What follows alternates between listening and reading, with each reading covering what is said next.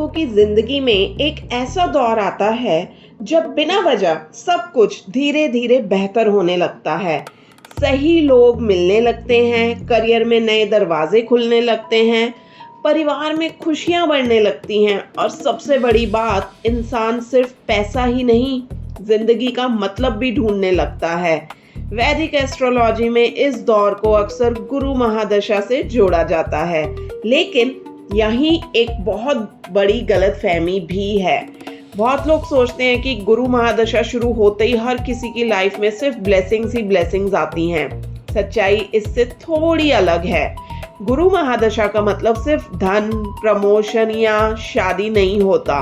गुरु का सबसे बड़ा वरदान है सही और गलत में अंतर समझने की बुद्धि, क्योंकि अगर बुद्धि सही हो तो धन भी टिकता है, रिश्ते भी टिकते हैं, सक्सेस भी। लेकिन अगर बुद्धि ही भ्रमित हो जाए तो सब कुछ होते हुए भी इंसान अंदर से खाली फील करता है। इसीलिए गुरु को देवताओं का गुरु भी कहा गया है। वो सिर्फ ज्ञान नहीं देते, जीवन जीने की दिशा देते हैं। इस वीडियो में ना हम जानेंगे कि गुरु महादशा का असली मीनिंग क्या है, 12 घरों में इसका प्रभाव क्या है, हर अंतरदशा में आपको क्या फल मिलता है और वो उपाय जो शास्त्रों में बताए गए हैं। लेकिन एक बात हमेशा याद रखिए, महादशा कभी अकेले काम नहीं करती। इसका फल हमेशा पूरी जन्म कुंडली, गुरु की स्थिति और आपके कर्मों के साथ मिलकर ही बनता है। तो आइए शुरू करते हैं गुरु महादशा की इस अद्भुत यात्रा को। देखो, जब भी गुरु या जुपिटर का नाम आता है, ज्यादातर लोग ना तुरंत सोचते हैं कि ये सबसे शुभ ग्रह है। ये बात काफी हद तक सही है, लेकिन अधूरी है। गुरु सिर्फ इसलिए शुभ नहीं है क्योंकि वो धन देता है। गुरु इसलिए शुभ है क्योंकि वो दिमाग देता है, बुद्धि देता है, और जिस व्यक्ति के पास विवेक आ जाए उसके फैसले बदलने लगते हैं। फैसले बदलते हैं तो कर्म बदलते हैं, और जब कर्म बदलते हैं तभी भाग्य भी बदलता है। इसीलिए गुरु को वैदिक ज्योतिष में देव गुरु बृहस्पति कहा गया है। पुराणों के अनुसार देव गुरु बृहस्पति देवताओं के आचार्य थे। जब भी देवता भ्रमित होते, युद्ध से पहले सलाह चाहिए होती या धर्म का मार्ग समझना होता, तो वे बृहस्पति के पास जाते थे। ध्यान दीजिए, उन्हें सेना का सेनापति नहीं बनाया गया, उन्हें गुरु बनाया गया, क्योंकि शक्ति से पहले सही दिशा की जरूरत होती है। यही गुरु महादशा का सबसे बड़ा संदेश है। ये महादशा सिर्फ अपॉर्चुनिटीज नहीं देती, ये अपॉर्चुनिटीज को पहचानने की समझ भी देती है। गुरु का संबंध किस किस चीज से माना गया है? देखिए, गुरु का संबंध माना गया है ज्ञान से, शिक्षा, धर्म, न्याय, संतान, मैरिज की guidance, teacher, mentor, higher education, spirituality, charity और जीवन में एक्सपेंशन। लेकिन एक बात यहाँ समझना बहुत जरूरी है, एक्सपेंशन हमेशा पॉजिटिव हो ये जरूरी नहीं है। अगर इंसान के अंदर विनम्रता है तो गुरु उसका ज्ञान बढ़ा देता है। अगर इंसान के अंदर दया है तो गुरु उसकी करुणा बढ़ा देता है। लेकिन अगर इंसान के अंदर अहंकार है तो वही अहंकार भी बढ़ सकता है। तो एक्सपेंशन होगा जो भी आपके अंदर होगा उस चीज का। इसीलिए ना गुरु महादशा का असली वरदान सिर्फ ग्रोथ नहीं है, राइट ग्रोथ है। कई लोग इस दौरान अचानक किसी अच्छे टीचर से मिलते हैं, किसी मेंटर के साथ मिलते हैं, लाइफ की प्रायोरिटीज बदलने लगती हैं। पहले जो सिर्फ सैलरी इंपॉर्टेंट लगती थी ना, अब सेटिस्फैक्शन भी इंपॉर्टेंट लगने लगता है। पहले सिर्फ सक्सेस चाहिए होती थी, अब रिस्पेक्ट भी चाहिए होती है। और कुछ लोगों के लिए ना ये महादशा स्पिरिचुअलिटी की तरफ पहला कदम भी बन जाती है। लेकिन याद रखिए, गुरु महादशा का मतलब दुनिया छोड़ देना नहीं है। असली गुरु हमेशा बैलेंस सिखाता है। घर भी संभालिए, करियर भी बनाइए, पैसा भी कमाइए और साथ ही अपने मूल्यों को कभी मत छोड़िए, क्योंकि गुरु का सबसे बड़ा पार्ट सिर्फ एक है। जीवन में बड़ा बनना आसान है, लेकिन बड़ा होके भी अच्छा इंसान बने रहना वही असली सक्सेस है। देखो, अब तक हमने समझा कि गुरु महादशा का उद्देश्य क्या है। अब आते हैं सबसे प्रैक्टिकल सवाल पर। गुरु महादशा शुरू होते ही जिंदगी में बदलता क्या है? देखो, सबसे पहले एक बात याद रखो, गुरु की महादशा ना हर इंसान के लिए एक जैसी नहीं होगी। अगर गुरु जन्म कुंडली में शुभ स्थिति में होगा, बलवान होगा और पापी ग्रहों से ज्यादा पीड़ित नहीं होगा, तो इस महादशा में लाइफ के कई क्षेत्रों में ना आप प्रगति देखने को एक्सपीरियंस करेंगे। अगर गुरु कमजोर है या पीड़ित हो तो सीख और जिम्मेदारियां पहले आएंगी और फल बाद में मिलेगा। ठीक है जी। सबसे पहले जानते हैं, अगर आपका जुपिटर, आपका गुरु पहले घर में है तो ठीक है जी। देखो, पहले जो फैसले सिर्फ इमोशंस या प्रेशर में लिए जाते थे, अब उन्हें ना आप समझ और पेशेंस के साथ लेने का टाइम आ जाता है। अब आपका मन भी करेगा कि यार थोड़ा ना पेशेंटली इसको समझते हैं और फिर डिसीजन लेते हैं। ये गुरु की पहली कृपा मानी जाती है, क्योंकि इंसान की जिंदगी उसके डिसीजन से ही बनती है और डिसीजन उसकी सोच से। करियर की बात करें तो गुरु महादशा अक्सर ग्रोथ के नए दरवाजे खोल सकती है। Promotion, leadership role, teaching, consulting, law, finance, education, research, government, management या किसी ऐसे काम में प्रगति जहां नॉलेज और ट्रस्ट सबसे बड़ी करेंसी हो। लेकिन गुरु एक शर्त जरूर रखता है, ईमानदारी। अगर सक्सेस सिर्फ शॉर्टकट से चाहिए ना, तो गुरु का साथ कमजोर पड़ने लगता है। फाइनेंशियली भी ये महादशा अच्छी मानी जाती है। इनकम बढ़ सकती है, सेविंग्स इंप्रूव हो सकती हैं। लॉन्ग टर्म इन्वेस्टमेंट पे आपका ध्यान जाएगा और वो आप करेंगे तो वो आपके लिए अच्छा होगा। और कई लोग ना इस दौरान घर, जमीन या काफी असेट्स बनाने की प्लानिंग भी करते हैं। लेकिन गुरु सिर्फ पैसा नहीं देता, पैसे को संभालने की समझ भी देता है। रिलेशनशिप की अगर बात करें तो गुरु महादशा में रिश्तों में मैच्योरिटी आती है, फैमिली की जिम्मेदारियों का एहसास भी बढ़ता है, मैरिज के योग भी बन सकते हैं, या अगर शादीशुदा जीवन में स्टेबिलिटी नहीं थी तो वो भी आ सकती है। ये सब ना कुंडली के बाकी चीजों पे भी डिपेंड करता है। मैं आपको एक जेनेरिक वे में बता रही हूँ कि कैसा कैसा हो सकता है। कई लोगों के लिए संतान से जुड़ी खुशखबरी का टाइम भी हो सकता है। हेल्थ के मामले में गुरु आम तौर पे रिकवरी और पॉजिटिविटी का संकेत देता है। लेकिन हाँ, एक बात का ध्यान रखिए, गुरु एक्सपेंशन का ग्रह है। अगर लाइफस्टाइल डिसिप्लिन नहीं होगा तो वेट गेन, शुगर, लिवर से जुड़ी परेशानियां या ओवर ईटिंग की आदत भी बढ़ सकती है। इसीलिए गुरु महादशा में सिर्फ ज्ञान ही नहीं, बैलेंस भी जरूरी है। और सबसे गहरा जो बदलाव होगा ना, वो आपके अंदर होगा। बहुत से लोग इस दौरान धर्म, अध्यात्म, मेडिटेशन, सेवा या किसी गुरु के मार्गदर्शन की तरफ आकर्षित होते हैं। ये ना भागना नहीं होता, ये अपने आप को समझने की शुरुआत होती है। लेकिन याद रखो, गुरु महादशा का मतलब सिर्फ मंदिर जाना नहीं है। अगर आप सच बोलने लगो, आपने अपने वादों का मान रखने लगो, जो कमिटमेंट दिया है उसे पूरा करो, किसी का हक ना मारो, तो आप गुरु की शिक्षा को जीना शुरू कर चुके हो। और शायद इसलिए गुरु महादशा की सबसे बड़ी पहचान प्रमोशन या पैसा नहीं है, इसकी सबसे बड़ी पहचान है कैरेक्टर। इंसान के चरित्र का विकास होता है, क्योंकि जब चरित्र मजबूत होगा ना, तो सक्सेस आपको मिलेगी नहीं, टिकेगी भी। देखिए, अभी तक मैंने आपको बताया था कि ओवरऑल क्या प्रभाव होता है, क्या चेंजेस आप एक्सपीरियंस कर सकते हो अगर आपकी गुरु की महादशा शुरू हो गई है। और अब हम बात करेंगे कि गुरु महादशा का 12 घरों में क्या इफेक्ट होता है। ठीक है जी। जो मैंने पहले बताया था वो था कि ओवरऑल क्या इफेक्ट होता है, क्या चेंजेस आप एक्सपीरियंस कर सकते हो। अब एक एक करके बात करेंगे। ठीक है जी। तो पहले घर में अगर आपका गुरु बैठा है तो यहाँ एक बात ध्यान रखिए, ये जनरल इंडिकेशंस हैं। असली फल अगेन गुरु की राशि, बल, दृष्टि, योग, दशा, अंतरदशा, पूरी कुंडली देख के बताया जा सकता है। मैं आपको बेसिक आइडिया दे रही हूँ, ठीक है, और बहुत शॉर्ट में दूंगी, बहुत ज्यादा डिटेल में हम नहीं जाएंगे। जेनेरिक पॉइंट्स बताऊंगी मैं।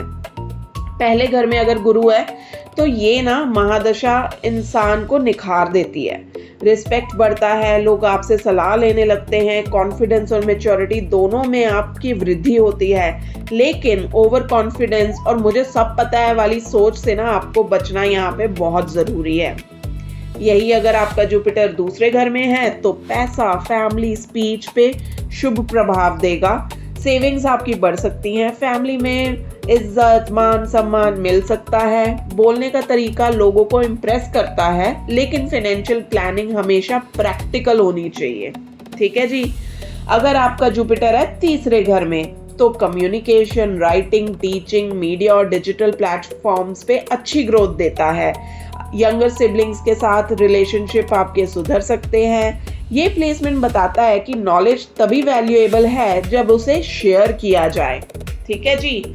आगे बढ़ते हैं। अगर आपके चौथे घर में जुपिटर है तो घर का सुख, प्रॉपर्टी, व्हीकल और माँ के साथ रिलेशनशिप में सुधार देखने को आपको मिलेगा गुरु की महादशा में।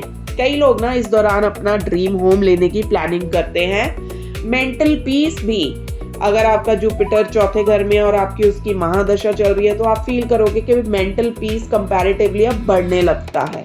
ठीक है जी। आगे अगर आपका गुरु है जी पांचवें घर में, ये गुरु की ना सबसे शुभ पोजीशंस में से एक माना जाता है।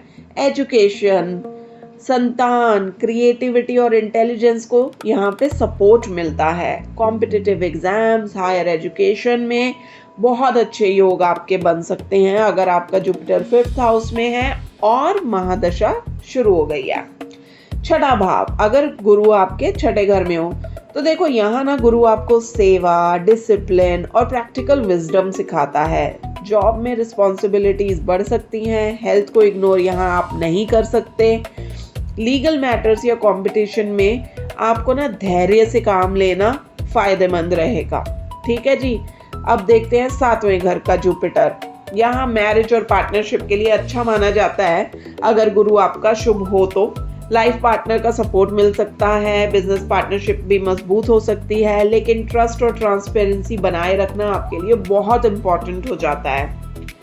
अब आते हैं जी अगर 8वें घर में जुपिटर हो तो ये प्लेसमेंट ना जीवन को अंदर से बदलता है। रिसर्च, अकल्ट, ज्योतिष, साइकोलॉजी, हीलिंग और हिडन नॉलेज में जो आपका इंटरेस्ट है ना वो बहुत बढ़ सकता है। अनएक्सपेक्टेड गेन्स भी यहाँ पे हो सकते हैं, लेकिन सब कुछ आपकी कुंडली पे डिपेंड करता है कि बाकी ग्रहों की प्लेसमेंट कहाँ है। ठीक है जी। अब आते हैं अगर आपके 9वें घर में गुरु हो तो गुरु का ना अपना प्राकृतिक एक क्षेत्र माना जाता है।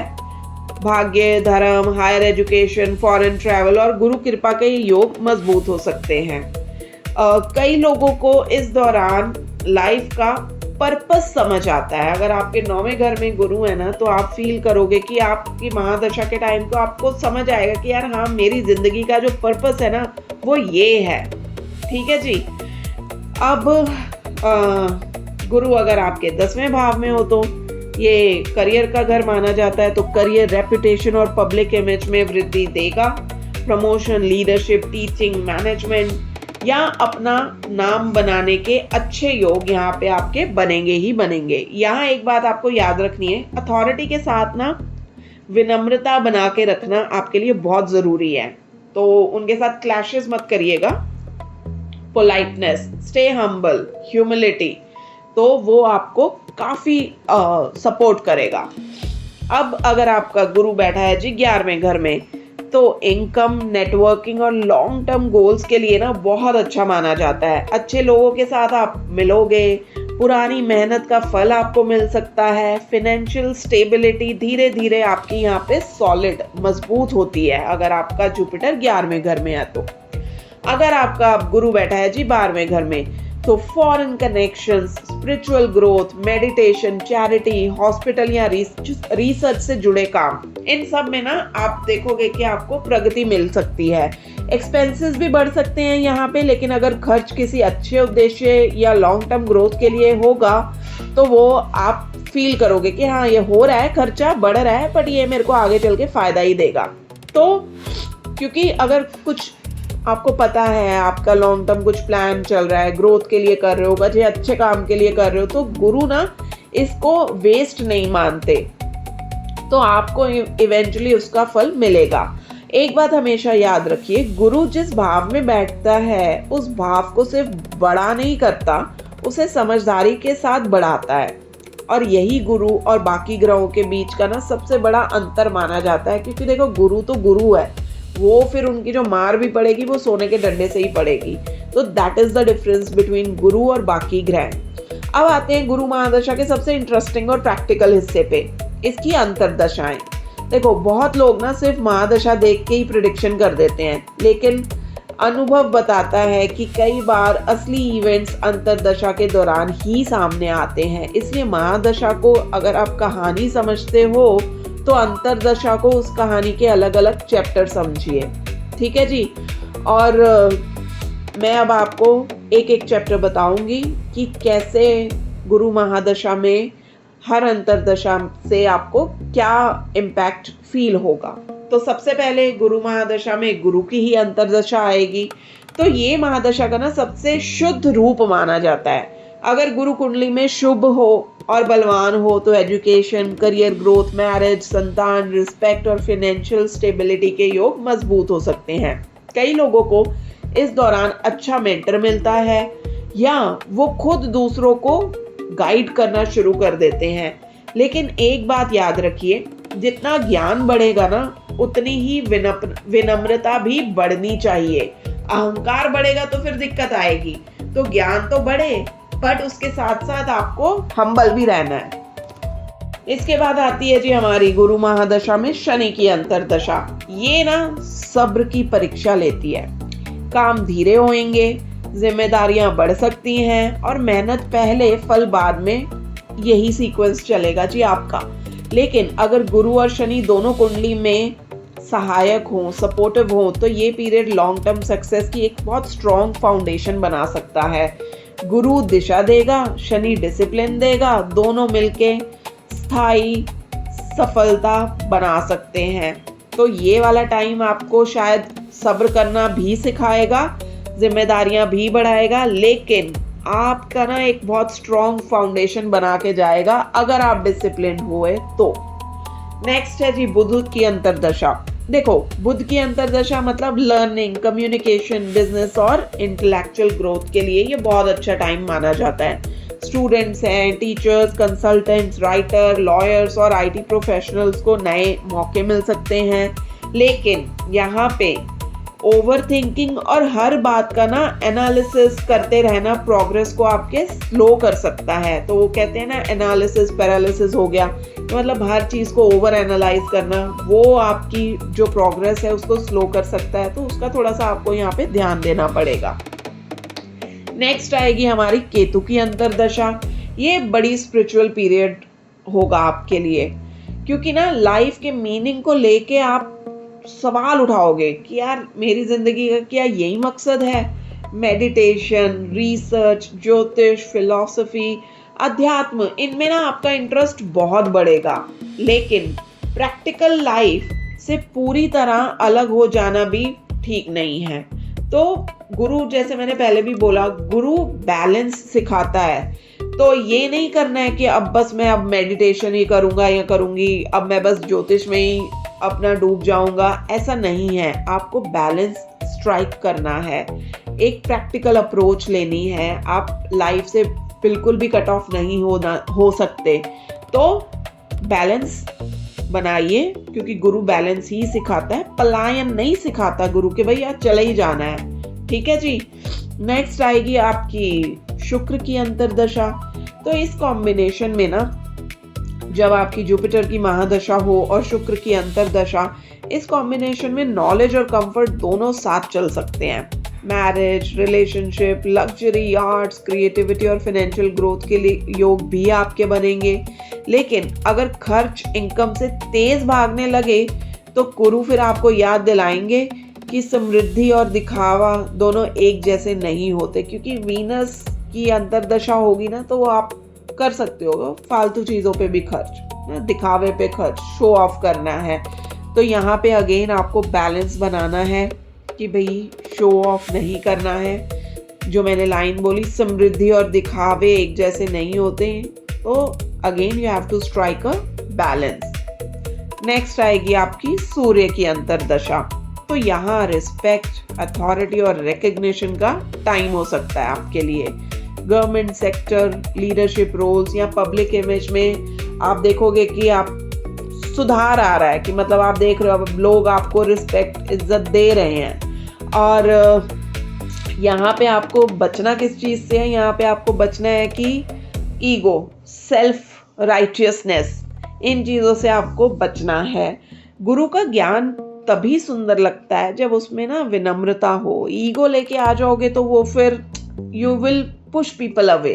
तो यहाँ पे आपको इस चीज़ का ध्यान रखना है। इज्जत आपको मिलेगी, अथॉरिटी भी मिलेगी, रिकग्निशन भी मिलेगी, ये सब का टाइम आ सकता है। बट अगेन यहाँ जो बैलेंस बनाना है वो बनाना है कि भाई आप विनम्र रहिए, ईगो में नहीं आइए। नेक्स्ट आएगी जी आपकी चंद्र की अंतर्दशा। चंद्र मतलब इमोशंस। ये इमोशनल हीलिंग का टाइम हो सकता है आपके लिए। परिवार के साथ रिलेशनशिप मजबूत हो सकते हैं, मेंटल पीस बढ़ सकता है, मदर या फैमिली से जुड़ी खुशखबरी आपको मिल सकती है। लेकिन इमोशंस में ना बह के फाइनेंशियल या पर्सनल डिसीजंस लेने से आपको बचना चाहिए, क्योंकि इमोशंस है ना, इमोशंस भावनाओं में बहना नहीं है। अगेन यहाँ जो बैलेंस स्ट्राइक करना है वो आपको इमोशंस में स्ट्राइक करना है। इसके बाद आएगी आपकी मंगल की अंतर्दशा। अगेन मंगल क्या है? एक्शन का प्लैनेट है। गुरु है जी हमारा नॉलेज। तो नॉलेज और एक्शन का शानदार यहाँ पे मेल होगा। Career growth, business expansion, property, leadership, competitive exams, इन सब में अच्छे योग बन सकते हैं। दोनों ग्रह कुंडली में अगर शुभ हों तो आप बहुत ही बढ़िया फील करोगे, लेकिन कॉन्फिडेंस को एग्रेशन में बदलने मत दीजिएगा। एक होता है अभी मैं कॉन्फिडेंट हूँ, एक हो जाता है आप एग्रेसिव हो गए हो। तो यहाँ जो आपको बैलेंस स्ट्राइक करने की ज़रूरत पड़ेगी वो आपके कॉन्फिडेंस में होगी, कि ओवर कॉन्फिडेंस में नहीं जाना है। मंगल अंतर्दशा है तो एग्रेसिव नहीं होना है, तो अपनी एनर्जी को राइटली चैनल करना है। ठीक है जी। इसके बाद आएगी आपकी राहु की अंतर्दशा। ये ना सबसे इंटरेस्टिंग कॉम्बिनेशंस में से एक है। अचानक बड़े अपॉर्चुनिटीज मिल सकते हैं, foreign connection, technology, corporate growth या सोशल स्टेटस में भी वृद्धि हो सकती है। लेकिन राहु क्या है जी? राहु इल्यूजन क्रिएट करता है, इसलिए हर चमकती हुई चीज सोना नहीं होती। इस पीरियड में फैक्ट्स वेरीफाई करके ही बड़े डिसीजंस लीजिएगा। आपके पास बहुत ल्योर करने वाले अपॉर्चुनिटीज आएंगे, बट आपने क्या करना है? आपने इंश्योर करना है कि आप अपनी नॉलेज का फुल यूटिलाइजेशन करो और अपने फैक्ट्स को वेरीफाई करके ही अपने डिसीजंस लो। और एक बात हमेशा याद रखिए, कोई भी अंतर्दशा अपने आप में अच्छी या बुरी नहीं होती।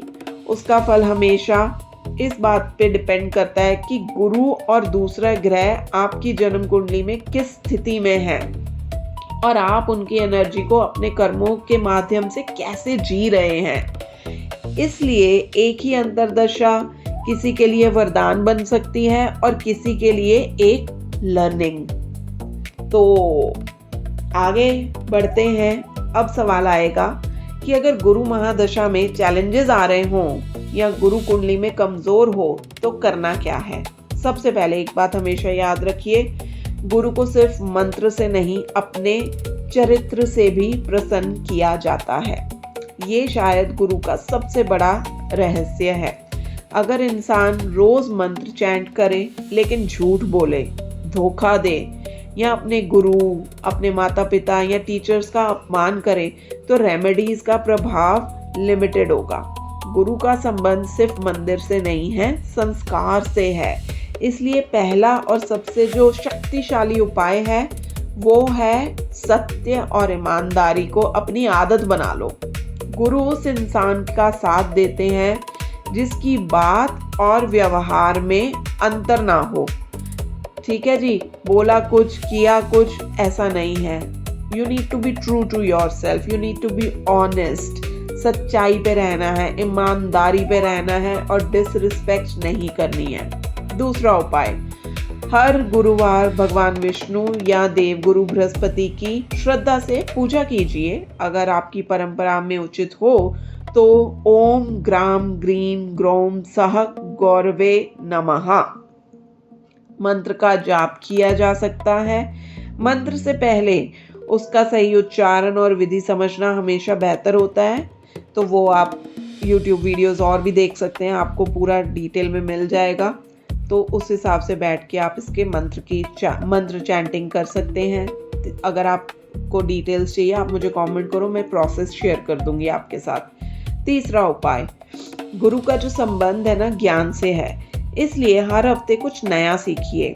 एक अच्छी किताब पढ़िए, किसी इंटेलिजेंट का या किसी विद्वान का प्रवचन सुनिए या किसी ऐसे विषय का अध्ययन कीजिए जो आपको अंदर से समृद्ध करे, एनरिच फील करो आप वो पढ़ने के बाद। याद रखो, गुरु को सबसे प्रिय है दान। ज्ञान का दान माना गया है सबसे बड़ा दान होता है। ठीक है जी। अगर आप किसी बच्चे की पढ़ाई में मदद करते हैं, किसी को बिना स्वार्थ कुछ सिखाते हैं या किसी ज़रूरतमंद को शिक्षा से जुड़ी सहायता देते हैं, तो ये भी गुरु को खुश करने के बहुत ही अच्छा उपाय माना गया है। चौथा उपाय, अपने माता पिता, टीचर्स, मेंटर्स और बुजुर्गों का सम्मान कीजिए। ज्योतिष के ना अनेक पारंपरिक मतों में गुरु तत्व का संबंध मार्गदर्शन और ज्ञान देने वालों से जोड़ा गया है। तो जितना आप उनकी इज्जत करेंगे उतना ही आपका गुरु अच्छा होगा और आपको फल भी वैसा ही मिलेगा। अगला है जी, अगर आपकी कुंडली के अनुसार उचित हो, आप कुंडली दिखाएंगे आई एम श्योर, तो गुरुवार को पीले रंग का कुछ धारण कीजिए या पीले रंग के कपड़े पहनिए, केसर का तिलक लगाइए या पीली दाल, हल्दी, अन्य सात्विक वस्तुओं का दान कीजिए। ये सब भी शुभ माना जाता है। लेकिन याद रखिए, दान कभी भी दिखावा बनकर नहीं होना चाहिए। दान का मूल भाव है विनम्रता। और एक बहुत ज़रूरी बात, बहुत लोग ना इंटरनेट देख के तुरंत पुखराज पहन लेते हैं। ये बहुत बड़ी गलती हो सकती है। हर कुंडली में ना गुरु को मजबूत करना ज़रूरी नहीं होता। कभी कभी गुरु फंक्शनल मेलेफिक भी हो सकते हैं। इसलिए कोई भी जो ये स्टोन पहनना हो ना, इससे पहले आपको किसी भी एक्सपीरियंस्ड ज्योतिष से पूरी कुंडली दिखाना बहुत इम्पॉर्टेंट है। ऐसे ही सुन के ये स्टोन्स मत पहनिएगा। और एंड में गुरु का सबसे बड़ा उपाय कोई रत्न नहीं है, कोई दान नहीं है। सबसे बड़ा उपाय है अहंकार छोड़ के सीखते रहना। जिस दिन इंसान को लगने लगे ना कि मुझे सब पता है, उसी दिन उसका सीखना रुक जाता है। और जहाँ सीखना रुक गया ना, वहीं गुरु की कृपा भी धीरे धीरे कम होने लगती है। तो ये एक सबसे बड़ी रेमेडी है कि हमेशा आपको ना सीखते रहना चाहिए।